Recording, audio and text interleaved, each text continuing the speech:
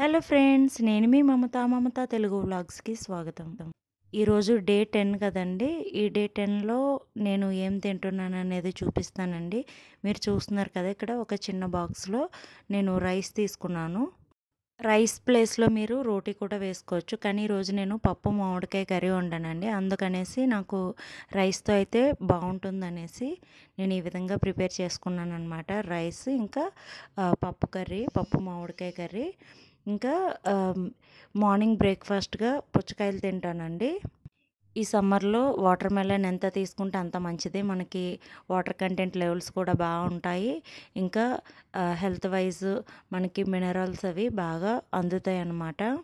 అందుకనేసి ఫ్రూట్గా ఇట్లా water melon తీసుకున్నాను. ఇంకా ఈవినింగ్ వచ్చేసి నేను ఈ స్వీట్ పొటాటో తింటానండి. ఇప్పుడు చూపిస్తున్నా కదా, ఇంత ఒక్క పొటాటో నేను తీసేసుకొని నేను తింటాను అన్నమాట. డైటింగ్ అంటే ఏమీ లేదండి. ఇంట్లో మనం చేసుకున్న ఫుడ్ని ఎంత మోతాదులో తింటున్నాం అనేది చూసుకొని తింటే అదే డైట్. తక్కువలో తినాలి. ఈ వీడియో మీకు నచ్చినట్లయితే లైక్ చేయండి, షేర్ చేయండి, సబ్స్క్రైబ్ చేయండి. Thank you for watching.